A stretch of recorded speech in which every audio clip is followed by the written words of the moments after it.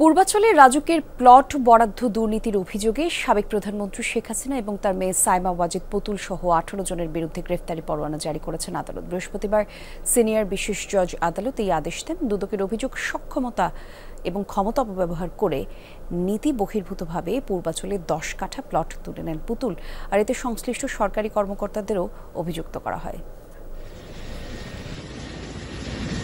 5 August Sheikh Hasina ক্ষমতাচ্যুত হওয়ার পর তার পরিবারের বিরুদ্ধে একে একে আসতে থাকে বিদেশে কোটি কোটি টাকা অর্থ পাচার এবং দুর্নীতির নানা অভিযোগ। এবার রাজুকের 60 কাঠা প্লট বরাদ্দে দুর্নীতির মামলায় পলাতক শেখ হাসিনা ও তার মেয়েসহ 18 জনের বিরুদ্ধে গ্রেফতারি পরোয়ানা জারি করেছেন আদালত, যেখানে 1 নম্বর আসামি সাইমা ওয়াজেদ পুতুল। বৃহস্পতিবার দুদকের করা দুর্নীতির মামলায় 18 জনের বিরুদ্ধে চার্জশিট গ্রহণ করে গ্রেফতারি পরোয়ানা জারির মাধ্যমে মামলার বিচার কাজ শুরুর নির্দেশ দেন মহানগর দায়রা জজ।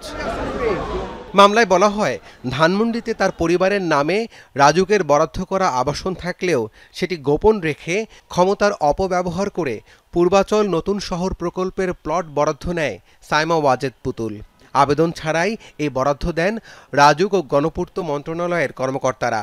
বিধি বহির্ভূতভাবে, অর্থাৎ যেগুলো নিয়মকানুন আছে, যেমন অ্যাপ্লিকেশন করতে হয়, প্রেসক্রাইব ফর্ম অ্যাপ্লিকেশন করতে হয় অথবা তার নিজের অ্যাপ্লিকেশন করতে হয়, সেই সমস্ত কিছু না থাকা সত্ত্বেও টোটালটাই একদম তার মায়ের যে প্রভাবটা, সেই প্রভাবটাকে খাটিয়ে এখানে রাজুকের যে সমস্ত কর্মকর্তা আছে তারাও এটার সাথে সম্পৃক্ত হয়ে এই কাজটা সম্পাদন করে। রাষ্ট্রপক্ষের আইনজীবীরা জানান, শেখ হাসিনা প্রধানমন্ত্রী থাকাকালীন তার ক্ষমতার অপব্যবহার করে মেয়ের নামে প্লট বরাদ্দ করে দেন। এই মামলায় দেখা যাচ্ছে যে সাইমা ওয়াজেদ পুতুল তার নামে সুধা সদন, সেটা একটি রাজুকের প্লট, সেই সুধা সদনের সে একটা অংশীদার, সেখানে তার নাম আছে। এবং এছাড়া গুলশানে একটি প্লটও এই সাইমা ওয়াজেদ পুতুলের নামে সেখানে বরাদ্দ আছে।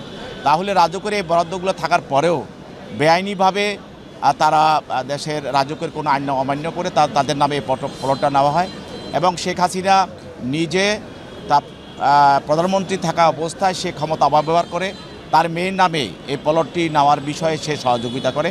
এই মামলায় আসামি গৃহায়ন ও গণপূর্ত মন্ত্রণালয়ের প্রশাসনিক কর্মকর্তা সাইফুল ইসলাম সরকার, সিনিয়র সহকারী সচিব পূরবী গোলদার, সাবেক প্রধানমন্ত্রীর একান্ত সচিব মোহাম্মদ সালাউদ্দিন ও সাবেক গৃহায়ন ও গণপূর্ত প্রতিমন্ত্রী শরীফ আহমেদ সহ 16 জন, যারা সবাই এখন পলাতক। রাব্বি সিদ্দিকী, যমুনা নিউজ, ঢাকা।